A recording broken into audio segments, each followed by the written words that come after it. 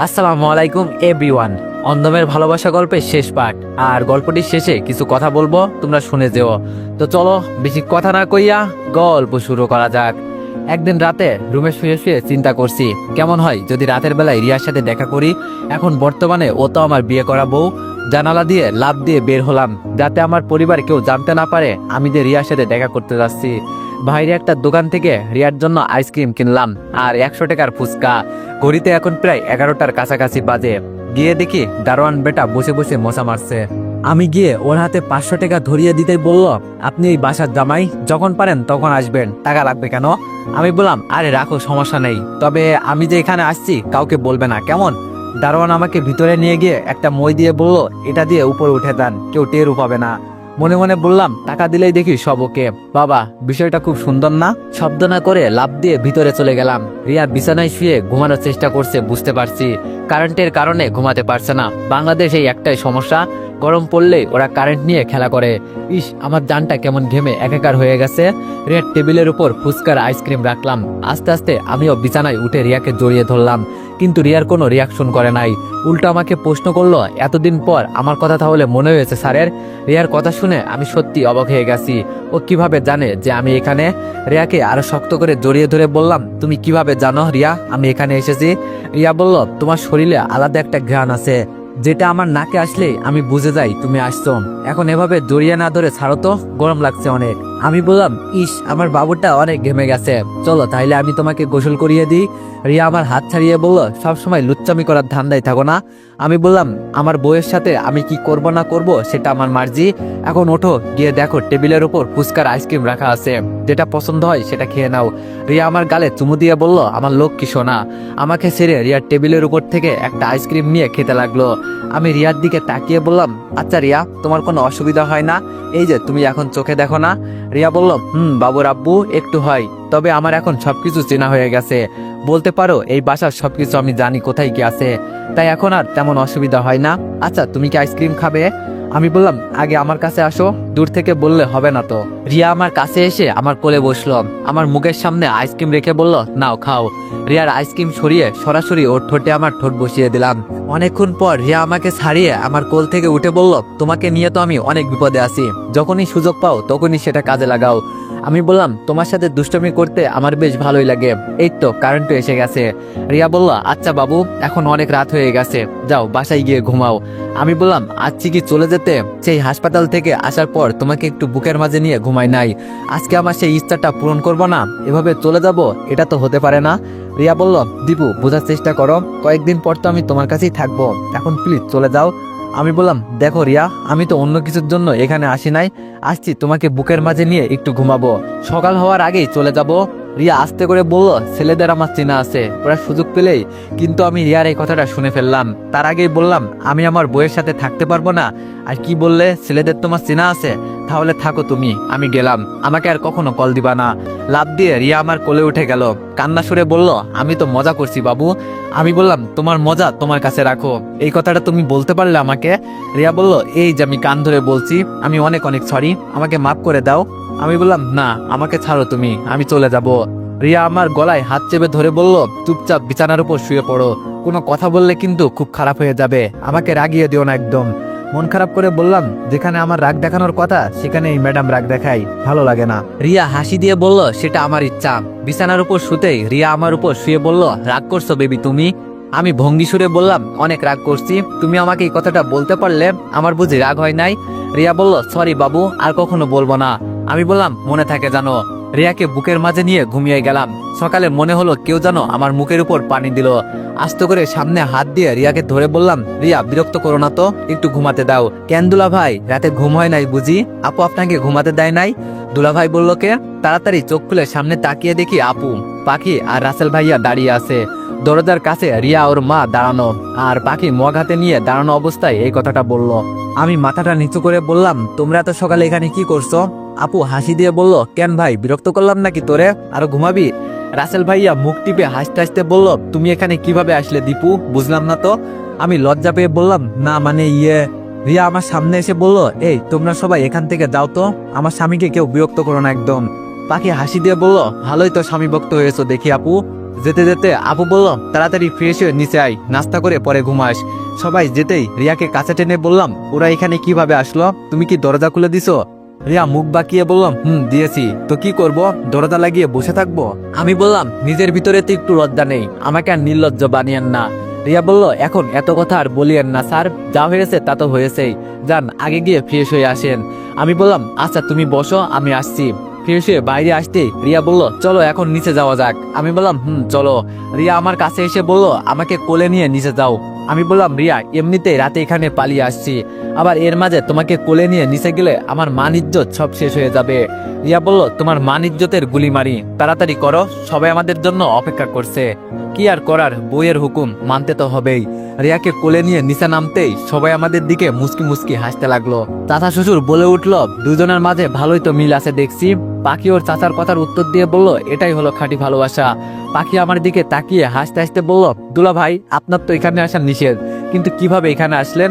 আমার মাথায় তো আসছে না, নাকি মই দিয়ে? রিয়া পাখিকে ধমক দিয়ে বলল, পাখি চুপচাপ নাস্তা করতো, তো দুলা ভাই এমনি অনেক লজ্জা পেয়েছে আজকে, আর বলিস না কিছু। দেখেন দেখেন আমার বউ এসব কি কথা বলছে। এভাবে হাসি দুঃখ মিলিয়ে 2 মাস চলে গেল। আজকে রিয়ার চোখের অপারেশন হয়েছে। চাচা শ্বশুর কেবিন থেকে বেরিয়ে বলল, সব ঠিক আছে, আমাদের মেয়ে আবার সবকিছু নতুন করে দেখতে পাচ্ছে। এখন সবাই গিয়ে এক এক করে দেখা করে আসো। এক এক করে সবাই গিয়ে দেখা করলো। এখন আমার পালা। আস্তে করে দরজা খুলে ভিতরে ঢুকলাম। রিয়া ওর চোখের মাঝে হাত দিয়ে ঢেকে আছে। আমি গিয়ে ওর মাথার কাছে বসলাম। রিয়া আস্তে আস্তে হাত ছড়িয়ে কোনো কথা নেই সরাসরি আমার বুকের মাঝে ঝাঁপিয়ে পড়ে কান্না করতে লাগলো। আমি ওর মাথায় হাত দিয়ে বললাম, কি হয়েছে পাগলি, এভাবে কান্না করার কি আছে, আমি তো আছি তোমার পাশে। রিয়া কান্না সুরে বলল, তোমাকে আমি আজকে নিজ চোখে দেখবো আমার নতুন করে, এর থেকে আর কি খুশির খবর হতে পারে। রিয়াকে ছাড়িয়ে ওর চোখের পানি মুছে দিলাম। রিয়ার চোখের দিকে তাকিয়ে বললাম, আমার রিয়া আবার চোখে দেখতে পারছে, আজকে আমি অনেক অনেক খুশি।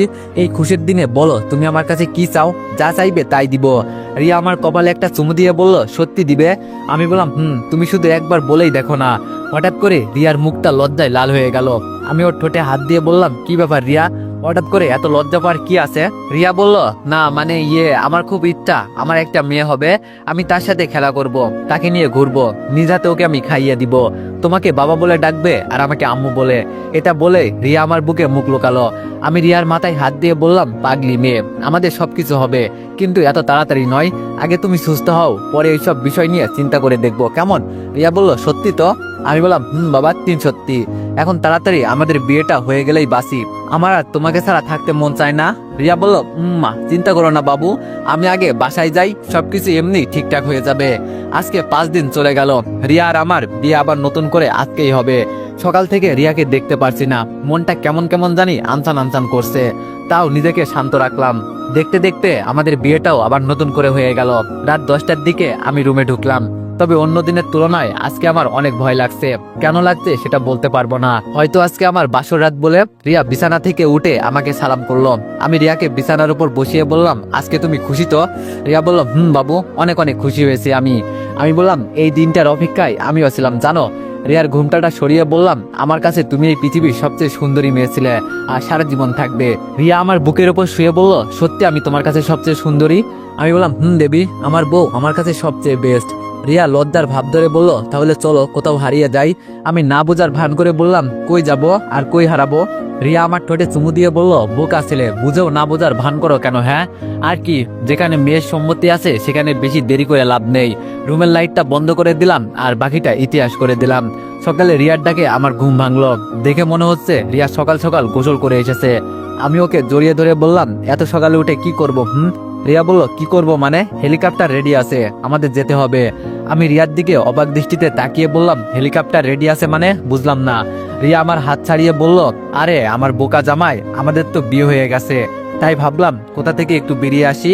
তাই ভাবলাম তামান্নাকেও দেখে আসা হলো, ওদের গ্রামটা ঘোরার বাকি ছিল আমার, সেটাও দেখে আসলাম। আমি বললাম, কিন্তু তোমাদের বাসায় তো যেতে হবে না? রিয়া বলল, আরে এসব আমার উপর ছেড়ে দাও, আর আমার বাবার সাথে কথা হয়েছে, তোমাকে চিন্তা করতে হবে না। আমি বললাম, এই না হলে আমার বউ, আমার কিছু করতে হয় না, তার আগে আমার বউ সবকিছু রেডি করে ফেলে, আমি তো এখন শুধু বসে বসে খাবো। রিয়া বলল সে পরে দেখা যাবে, আগে চলো।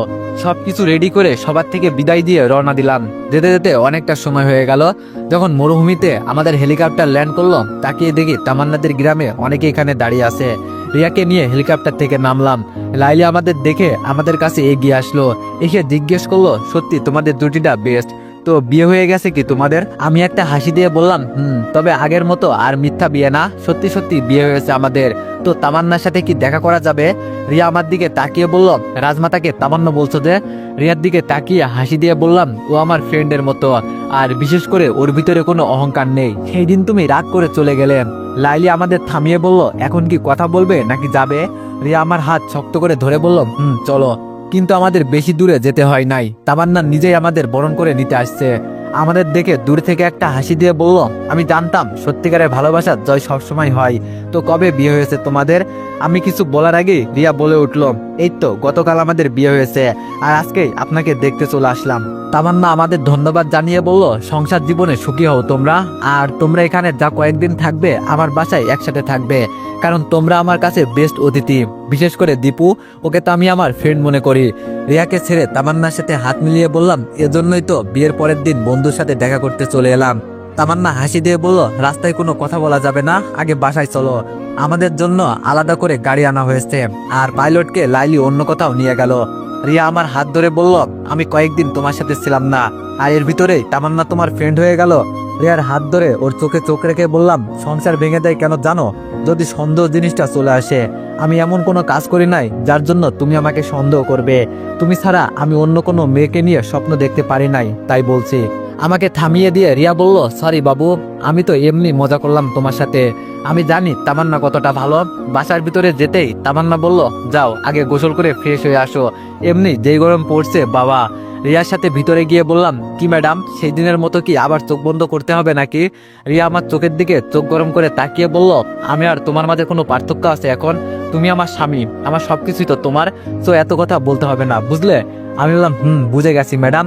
3 দিন তামান্নাদের এখানে থেকে আবার বাসায় চলে গেলাম, কিন্তু বাসায় গিয়ে দেখি সাইমন ভিতরে বসে ওর পরিবার সহ। আমাদের দেখে আমার সাথে হাত মিলিয়ে সাইমন বলল, আমি কেমন আছি? বললাম, ভালো। সাইমনকে প্রশ্ন করলাম, কিন্তু তুমি হঠাৎ এখানে কি মনে করে? বন্যা আমার কাছে এসে আমাকে দূরে নিয়ে বলল, আমি সাইমনকে বিয়ে করব, ওকে আমার অনেক পছন্দ হয়েছে, তাই বাবা বিয়ের কথা বলছে ওদের সাথে। আমি মাথায় হাত দিয়ে বললাম, শেষমেশ এই ছেলেকে তোর পছন্দ হয়েছে, মনটা চাইছে? রিয়া বন্যার উদ্দেশ্য করে বলল, ভালো চয়েস আছে তোমার, বলতে হবে, কিন্তু শেষমেশ এই ছেলেকেই তোমার পছন্দ হবে সেটা আমি জানতাম না। আমি রিয়াকে ধরে রুমে নিয়ে এসে বললাম, সাইমন ছেলেটা ভালো আছে রিয়া। রিয়া বলল, এতটা ভালো নাই, তবে তুমি একটু খোঁজখবর নিয়ে দেখো কেমন। আমি বললাম, এটাই করতে হবে। রিয়ার কথায় আমিও সাইমনের খোঁজখবর নিলাম, তবে ভালোই আছে সাইমন, এতটা খারাপ নয়। 2-1টা মেয়ের সাথে প্রেম করে, বলছে বিয়ের পর সব ছেড়ে দিবে আর বন্যার সাথে লন্ডনে চলে যাবে। সেই দিন মায়ের পরিবার সবাই আমাদের বাসায় আসছিল। হাইমের সাথে নাকি মায়ের বিয়ে হবে, শুনে বেশ ভালোই লাগলো। আমিও জানতাম হাইম মায়াকে পছন্দ করে, তবে এখন আমি আমার রিয়াকে অনেক ভালোবাসি, অনেক সুখে আছি আমরা। কিন্তু আজকে অফিসে যাওয়ার পথে হুবহু রিয়ার মতো কাউকে দেখলাম, যেটা দেখে আমার শ্বাস প্রশ্বাস এক মুহূর্তের জন্য যেন বন্ধ হয়ে গিয়েছিল। এক রিয়া আমার বউ, তাহলে একে কোনোদিন দেখে নাই তো, নাকি রিয়ার কোনো যমজ বোন আছে? বিকালে অফিস থেকে যখন বের হব, আবার সেই হুবহু নকল রিয়ার সাথে আবার আমার দেখা হলো। আমাকে দেখে শুধু একটা মুচকে হাসি দিয়ে চুল উড়িয়ে চলে গেল, হাতে একটা চিঠি দিয়ে গেল, যেটাতে লেখা ছিল, আমি আপনার খুব কাছের একজন মানুষ। আমিও আর কিছু চিন্তা করি নাই, হাসি দিয়ে বাসার দিকে যাচ্ছি, কারণ মেয়েটাকে আমি চিনে ফেলেছি। তো এভরিওয়ান, গল্পটি এখানে শেষ হচ্ছে। আর হ্যাঁ, ভিডিওর শুরুতেই বলছিলাম কিছু ইম্পর্টেন্ট কথা বলবো, তোমরা শুনে যেও। তো তোমরা সবাই মন দিয়ে একটা কথা শোনো, একটা গল্প তো আর একদিনে হয়ে যায় না, অনেক চিন্তা ভাবনা করার পরে একটা গল্প লেখা হয়। তোমরা চাইলে নিজেরাও একটা গল্প লিখে ট্রাই করতে পারো যে কতটা কষ্ট হয় একটা গল্প বানাতে। তো যাই হোক, আমি ওই বিষয় নিয়ে কথা বলতে চাই না। তো তোমরা যেহেতু এই গল্পের সিজন 2 চাইছো, ইনশাল্লাহ অবশ্যই আমি এই গল্পের সিজন 2 নিয়ে আসবো। গল্প লেখার কাজ চলছে, গল্প লেখা শেষ হলেই আবার এই গল্পের সিজন 2 নিয়ে আসবো, আর তার আগে আরেকটা নতুন গল্প নিয়ে আসবো। আশা করি তোমরা আমার পাশেই থাকবা। তো যাই হোক, এই গল্পটি কেমন হয়েছে সবাই কিন্তু কমেন্টে জানাতে ভুলো না। ধন্যবাদ।